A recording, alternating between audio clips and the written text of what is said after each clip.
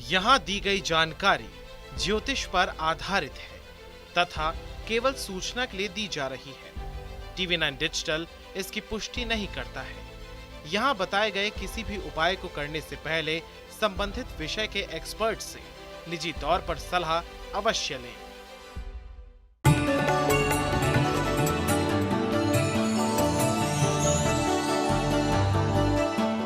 नमस्कार, स्वागत है आप सभी का। आप देख रहे हैं एस्ट्रो साइंस। मैं हूं आपके साथ अंजलि और मेरे साथ हैं एस्ट्रो साइंटिस्ट गुरुदेव जीडी वशिष्ठ जी। सर, आपका स्वागत है। दाता खुशियां दे, माता रानी सुखी रखे।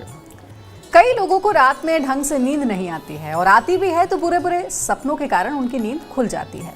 अक्सर सांप के सपने, भूत प्रेत के सपने आते हैं या कुछ ऐसे सपने भी आते हैं जिसके चलते डर लगा रहता है। हम आपको बताएंगे कि आखिर सपने आने के पीछे कारण क्या है और ये किस तरह से हमारी दिनचर्या के साथ जुड़ा हुआ है। इसके साथ ही आपकी राशि के बारे में भी आपको गुरुदेव आज बताएंगे।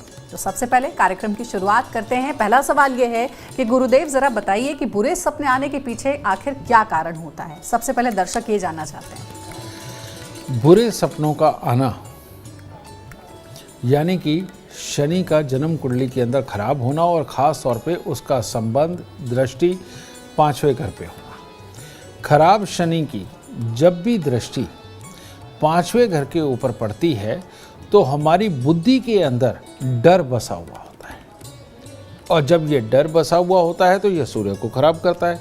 सूर्य के खराब होने का मतलब कॉन्फिडेंस का खराब होना। तो ऐसी अवस्था के अंदर जो चीज़ें हम नेगेटिव सोच के और सुन के बड़े हुए होते हैं वही हम अपने सपनों में लेकर के आते हैं। आप देखते हैं कि कई लोगों को ये आभास होता है कि आसपास में कोई भूत है या कोई साया है। ये खराब शनि की ये हालात होते हैं। कई लोगों को सपने के अंदर कोई जानवर डसते हुए उनके पीछे भागते हुए नज़र आते हैं। ये खराब शनि के कारण होता है। और कई लोगों को अपने पीछे सांप भागता हुआ नज़र आता है। कईयों को सांप बहुत ज़्यादा नज़र आते हैं। कईयों को बहुत कोई तूफ़ानी सिचुएशन के अंदर फंसे हुए नज़र आते हैं। ये जितनी भी अवस्थाएं हैं ये खराब शनि की है।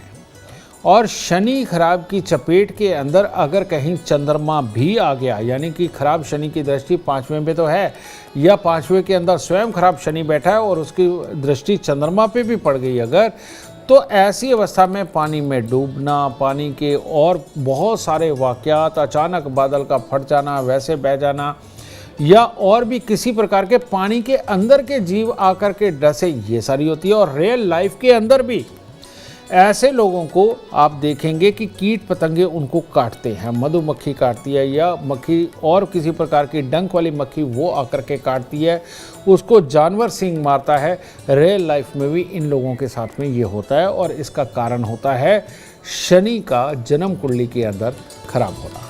गुरुदेव, एक और सवाल है, अगर सपने में हम किसी की मौत देखते हैं या खुद को मरता हुआ देखते हैं, इसके पीछे क्या संकेत होता है? और अगर किसी की मृत्यु से जुड़े सपने आते हैं तो क्या उपाय करना चाहिए? सही मायने में कहते हैं कि अगर किसी की आप मृत्यु देखते हो तो उसकी उम्र लंबी हो जाती है, ठीक है। लेकिन अगर आप किसी की नेचुरल डेथ देख रहे हैं तो उम्र लंबी होती है कि अचानक वो चलते चलते या किसी और तरीके से किसी की डेथ देखते हैं तो उसकी उम्र लंबी होती है। ये शुभ संकेत में माना जाता है। लेकिन अगर आप ये देखते हैं कि उसको किसी ने मार दिया और मारते हुए आपने उसके खून भी अगर निकलते हुए देखा तो ये मंगल शनि की लड़ाई हो जाती है और ये शुभ नहीं होती। और ऐसी अवस्था में ये प्रॉब्लम उस रिश्तेदार या उस जानकार की वजह से अपने जीवन को प्रभावित कर सकती है। और वो क्या प्रभावित कर सकती है? ये मंगल और शनि का खराब मेल होता है जिसके अंदर जिन चीज़ों को आपने डॉक्यूमेंटेड नहीं किया है, जिन चीज़ों की आपने लिखित नहीं करी है और उसके साथ में उस चीज़ को लेकर के काम है, लेन देन है, तो ऐसे में उस शख्स से आपको धोखा मिलने वाला है और उस धोखे के अंदर लड़ाई होकर के रिश्ता टूटने वाला है। तो ऐसी अवस्था के अंदर अगर आप किसी की मृत्यु देखते हैं, उसके खून भी निकलते देखते हैं, तो समझ लीजिए उसके साथ भविष्य के अंदर विचार मिलने में दिक्कत आएगी। तो ऐसी अवस्था के अंदर आपको अगर इस तरह का कोई सपना आए तो 9 दिन लगातार 1 नारियल पूजा वाला, 10 साबुत बादाम और 10 छुआरे लेकर के मंदिर के अंदर देने चाहिए ताकि ये बुरा सपना आपकी ज़िंदगी में कोई बुराई ना ला पाए। गुरुदेव, अगर सपने में पितृ आते हैं, पितरों का दिखना क्या संकेत करता है और ऐसी स्थिति में क्या करना चाहिए? पितरों का भी इसी प्रकार से कि वो तृप्त आए हैं, आशीर्वाद देने आए हैं, कुछ देने आए हैं या कुछ लेने आए हैं। ठीक है, अगर वो तृप्त आए हैं, आपको कुछ देने आए हैं या आशीर्वाद देने आए हैं, तो ये चंद्रमा की बहुत ही शुभ अवस्था है, जिसके अंदर आप समझ लीजिए कि भविष्य के अंदर अगर आप स्टूडेंट हैं तो आपकी पढ़ाई कामयाब होने वाली है। अगर आप कुछ सीख रहे हैं तो बहुत अच्छी तरह से सीखने वाले हैं। अगर आप कोई काम कर रहे हैं, कोई वाहन खरीदना चाहते हैं, प्रॉपर्टी लेना चाहते हैं, घर के अंदर कोई शुभ कार्य करना चाहते हैं, तो वो आपका पूरी समृद्धि के साथ पूरा होने वाले हैं। तो ऐसी अवस्था के अंदर आपको जब ये शुभ पित्र आए तो आपको थोड़े से चावल मंदिर के अंदर दे करके, पंडित जी के पांव हाथ लगा करके, वो भी अगर आशीर्वाद लेते और अपने पितरों के नाम की सिर्फ अरदास ही परमात्मा को करवा देते हैं कुछ भी दे करके, तो ये आपके लिए कई गुना और ज़्यादा फलित हो जाती है। लेकिन अगर पितृ हमारे सपने में आए हैं और वो बार बार कुछ मांग रहे हैं, बार बार कुछ इंडिकेट कर रहे हैं और बार बार ये बता रहे हैं कि तेरा बुरा होना जा रहा है, तो इसका मतलब चंद्रमा खराब हो गया है और उस अवस्था के अंदर वो अतृप्ति या चिंता के संकेत होते हैं। तो ऐसी अवस्था के अंदर घर के अंदर अलर्ट होना चाहिए। उन दिनों के अंदर ज़रूरी काम रोक देने चाहिए, ख़ास तौर पे पैसा खर्च करके या प्रॉपर्टी का ट्रांसफ़र इधर से उधर करना या खरीदना, ये इन चीज़ों को रोक देना चाहिए। अब यहाँ पर दो चीज़ें बनती है, एक तो आप अपने काम पे पैसा लगाने लगे या ज़रूरी चीज़ों के ऊपर, रिश्तों के ऊपर पैसा लगाने लगे हैं या शादी करने लगे हैं, तो ऐसी अवस्था में थोड़ी देर के रुक जाए और चंद्रमा की वस्तुएं, मिश्री, चीनी, चावल, ये लेकर के वृद्ध आश्रम में दे करके पाँव हाथ लगा करके आशीर्वाद लेना शुरू करें। और हर महीने की अमावस को अपने पितरों के लिए कुछ भी कच्चा या पक्का बना करके पंडितों को खिलाना, समझ गए। और ख़ास तौर पे कर्मकांडी जो हों, जो मंदिरों के अंदर पुजारी हों, उनको खिलाना, उनको देना, ये हर अमावस को करने लगेंगे, तब ये पितर तृप्त होते हैं और अच्छापन आता है। और इसके अलावा ये वृद्ध आश्रम के अंदर देना, वो भी शुभ होगा। और इसके साथ ही अगर अपने पितरों के नाम का कोई गरीबों के अंदर भंडारा, जिसके अंदर नमकीन, मीठा, तला हुआ, ये तीनों ही चीज़ें हों, ये कर देने से बुराइयाँ टलती हैं। और ये संकेत को समझ करके आप अगर ज़रूरी चीज़ों को अभी रोक करके, और जब दोबारा पितर आकर के आपको आशीर्वाद देने स्वरूप आप आएंगे, समझ लीजिए अच्छा समय आया, वहाँ से अपने शुभ कामों की शुरुआत करते हैं, तो आपके लिए अति उत्तम रहेगा। गुरुदेव, अगर हम सपने में भीड़ भाड़ देखते हैं या कोई मांगलिक कार्य देखते हैं, क्या ये शुभ होता है या अशुभ होता है? सपना यानी कि आपकी वो अवस्था जिसके अंदर मंगल और राहु, यानी कि आप बिस्तर के ऊपर सो रहे हैं तो यानी कि केतु, और उसके अंदर आपके विचार राहु, और उसके अंदर मंगल कार्य देखना, मंगल राहु केतु की लड़ाई। इसीलिए कभी भी किसी की भी शादी सपने के अंदर देखना शुभ नहीं माना जाता। ठीक है। भीड़ भाड़, अब भीड़ भाड़ तो कई तरह की होती है। अब वो धार्मिक स्थान की भीड़ भाड़ है, रोड की भीड़ भाड़ है, आपके घर के अंदर भीड़ भाड़ है, लेकिन किसी भी तरह की भीड़ भाड़ हो वो राहु को ही इंडिकेट करती है, लेकिन एक धार्मिक स्थान की भीड़ भाड़ को छोड़ करके। ठीक है। तो भीड़ धार्मिक स्थान को छोड़कर कहीं की भी, और मंगल कार्य यानी कि शादी वगैरह होना देखना, ये मंगल शनि, मंगल राहु केतु, इन तीनों की एक तरह की लड़ाई का ये संकेत होता है। तो ऐसी अवस्था में क्या करना चाहिए? ऐसी अवस्था के अंदर सबसे उत्तम है कि आप थोड़ा सा दूध और अनार, 1, 2, 3, 4 अपनी समर्था के अनुसार, मेरी तरफ से 10 किलो, तो अनार और दूध ये आप मंदिर में लगातार कम से कम 9 दिन चढ़ाएं, तो इस सपने का बुरापन वो खत्म होगा। और हर रोज़ कुत्ते और कौवों को कुछ ना कुछ खाने को दें, कम से कम 1 महीना, समझे, या 43 दिन दे, सबसे उत्तम। 1 महीना मैं इसलिए कह रहा हूँ क्योंकि उसमें 27 नक्षत्र घूम जाते हैं, और 43 दिन लाल किताब के अनुसार राशि, ग्रह, ये सब कोई मिला के 4 दिन फालतू मनाए जाते हैं। तो ऐसी अवस्था के अंदर बेटा 43 दिन ये करना इस बुराई से निजात दिलाएगा, वरना ये इंडिकेशन हो सकती है कि आपका मंगल खराब होने जा रहा है, ज़िंदगी के अंदर टेंशनें बढ़ने जा रही हैं, और कोई ना कोई बीमारी का संकेत भी ये घातक हो सकता है। तो इसीलिए इससे बचने के लिए ये उपाय करना बहुत ज़रूरी होता है। और अब आगे बढ़ते हैं और बात अपने स्पेशल एलिमेंट की करेंगे, क्योंकि लगातार हम सपनों की बात कर रहे हैं गुरुदेव। तो ज़रा ये भी बताइए कि घर में वास्तु के अनुसार बेड की जो दिशा है या सोने की दिशा है वो क्या होनी चाहिए? सोने की दिशाएं दो ही प्रेफरेबल है, और वो कौन सी है?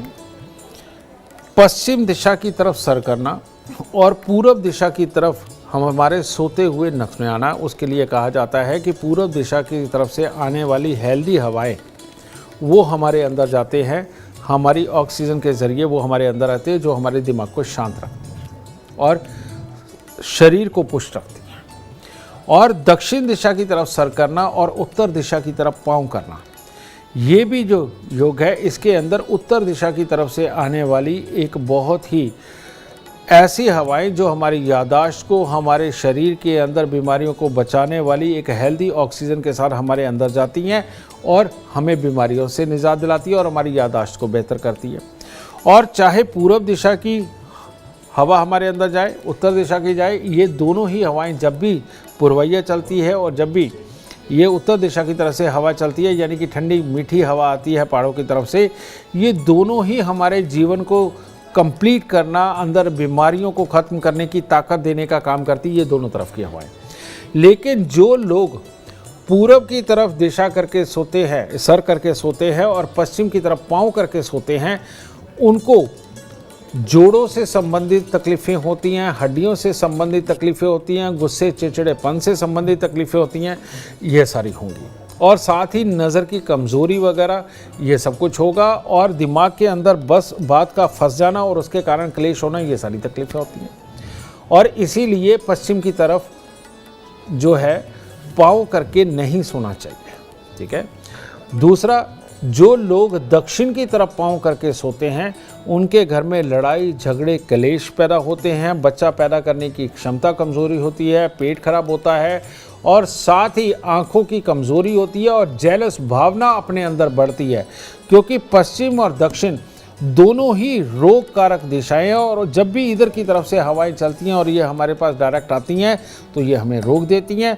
पूरब और उत्तर की तरफ से जब भी हवाएं चलती हैं, उसके अंदर की हुई एक्सरसाइज, भाग दौड़ ऑलवेज आपके शरीर के लिए अच्छा होती है, क्योंकि उस वक्त में ऑक्सीजन जितनी ज़्यादा आपके अंदर जाएगी आपके लिए उतनी ही शुभ फलदायी रहेगी और रोगों से बचाने वाली रहेगी। तो इसीलिए उत्तर और पूरब की तरफ समझे आप पाँव करके सोएं और दक्षिण और पश्चिम की तरफ सर करके सोना, यही आपके भाग्य को, शरीर को, आपके दिमाग को, अपनी युक्तियों को दुरुस्त करने के लिए सबसे उत्तम दिशाएं मानी जाती हैं। तो इस बात का विशेष रूप से आप ध्यान रखिए कि आपके बेड की दिशा, सोने की दिशा क्या होनी चाहिए। जो गुरुदेव ने बताया उसे ज़रूर आप फॉलो करें अपने घरों में।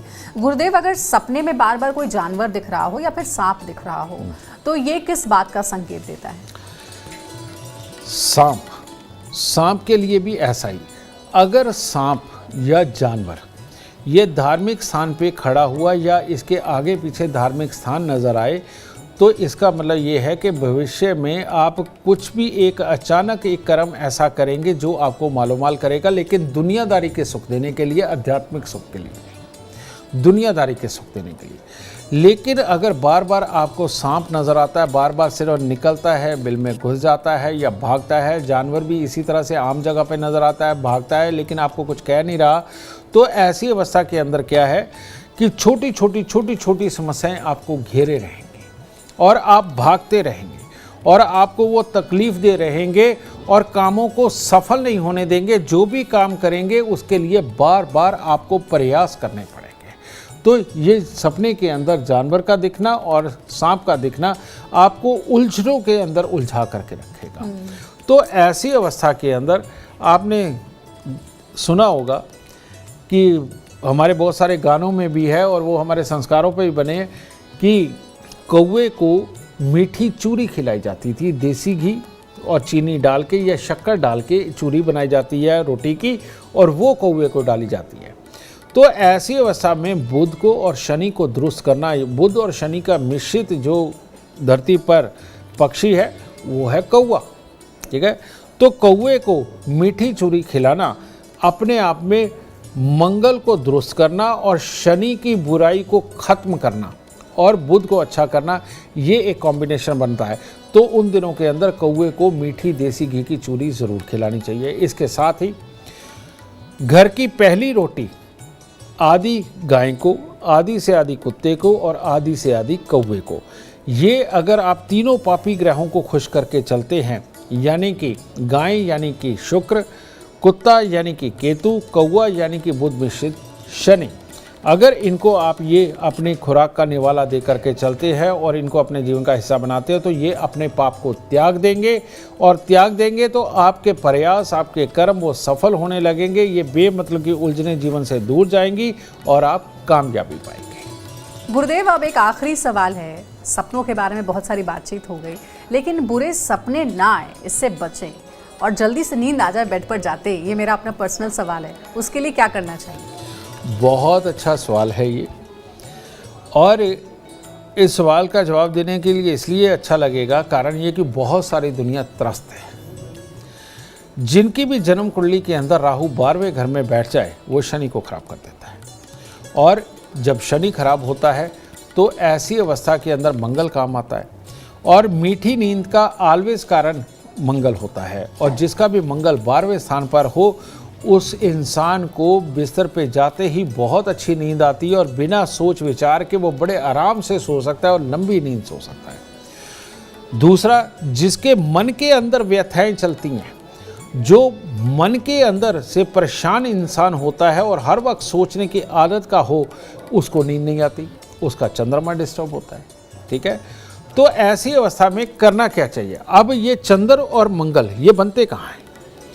हमारे शरीर के अंदर लगभग 70% पानी है, तो चंद्रमा तो पूरे शरीर में ही है। मंगल यानी कि ये खून, यानी कि रेड सेल्स कहाँ बनते हैं? रेड सेल्स बनते हैं हमारी थाई में, यानी कि हमारी कमर से लेके घुटनों के बीच का जितना ये मोटी जांग है, ये वाला हिस्सा है, यहाँ पर रेड सेल्स बनते हैं। ये आप किसी भी डॉक्टर से पूछ सकते हैं। ठीक है, तो जब भी आपकी थाई कमज़ोर होने लगती हैं, तो समझ लीजिए मंगल कमज़ोर हो गया, नींद की प्रॉब्लम आ गई। ये साइंटिफिक रीज़न है। और दूसरा, अगर राहु का संबंध है तो वो सोच विचार में इतना उलझा देगा कि आप प्लानिंग बनाने में रहेंगे, आपको नींद नहीं आएगी। और तीसरा, चंद्रमा अगर खराब है तो मनोमन आप बहुत ज़्यादा सोच करके उतावले होते रहेंगे, जिसकी वजह से नींद नहीं आएगी। तो ये 3 रीज़न है। तो ऐसी अवस्था के अंदर अपने बेड के तकिए के खास तौर पे जो लिहाफ है, उनको हल्के लाल रंग का करना, पिंक शेड में ले लीजिए, लाल रंग ले लीजिए, और एक मंगल की प्रॉपर पूरी वस्तु यानी कि लाल रंग का सूती कपड़ा, उसके अंदर सौंफ भरना, और एक छोटा सा मूंगा 5-7 रत्ती का लेकर के उसके अंदर डालना, और तकिया बना लेना। और तकिया बना करके जब उसे आप तकिए के अंदर रखते हैं, तो राहु की शरारतें ना होने के कारण और उस मूंगे की ताकत के कारण और सौंफ की खुशबू के कारण आपको नींद बहुत अच्छी आने लगती है। राहु आपके पास से दूर चला जाता है, बेकार की सोचें दूर चले जाती है, तो नींद बहुत अच्छी आती है।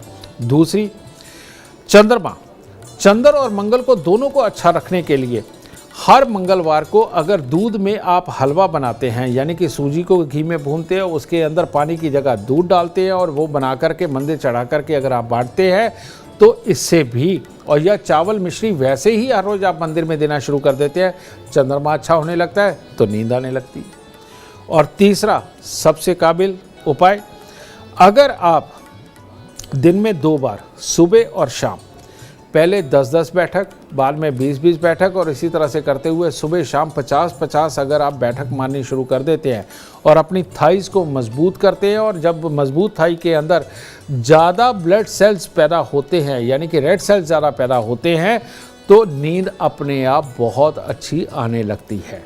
तो आपको एक्सरसाइज वाला तरीका भी बताया और एस्ट्रोलॉजिकल उपाय भी बताए। तो अगर ये आप दोनों ही करेंगे, एस्ट्रोलॉजिकल उपाय भी और ये बैठक मार के अपनी थाई को मजबूत करके रेड सेल को और पैदा करने वाली मशीनरी को ज़्यादा चालू करने वाला उपाय ये दोनों करते हैं, तो आपकी नींद को कोई भी खराब नहीं कर सकता। आप ऑलवेज सुखद और अच्छी नींद सोएंगे। चलिए, तो ये आमतौर पर ज़्यादा से ज़्यादा लोगों की समस्या, प्रॉब्लम थी, नींद नहीं आती है, बेड पर जाते ही नींद कैसे आए, तो बता दिया है गुरुदेव ने। आप चाहे तो ज्योतिष उपाय भी कर सकते हैं और साथ ही वर्कआउट करेंगे, थके हारे रहेंगे तो नींद भी खुद ब खुद अच्छी आ जाएगी। अगर आप जीवन में चाहते हैं कामयाबी, अपार धन और लाभ, गुरुदेव के बताए हुए उपाय आप जरूर फॉलो करें। उम्मीद करते हैं आपको आज का विषय पसंद आया होगा। कल आपके सामने लेकर आएंगे एक और विषय जो आपके कॉम्प्लिकेटेड लाइफ को बना देगा आसान और खुशियों से भर देगा। अगर आप हमारे गुरुदेव से मिलना चाहते हैं, उनका अपॉइंटमेंट चाहते हैं तो आप कॉल कर सकते हैं। नंबर है 9999900522। साथ ही अपनी और अपने परिवार से जुड़ी किसी भी समस्या का आप समाधान चाहते हैं, हर कष्ट हर तकलीफ से राहत चाहते हैं तो आप एस्ट्रो साइंस ऐप डाउनलोड करना ना भूलें। फिलहाल समय हो गया है आपसे इजाजत लेने का। आप बने रहे हमारे साथ और हमारे एस्ट्रो साइंटिस्ट गुरुदेव GD वशिष्ठ जी के साथ देखना ना भूलें एस्ट्रो साइंस रोजाना सुबह 8 बजे। नमस्कार।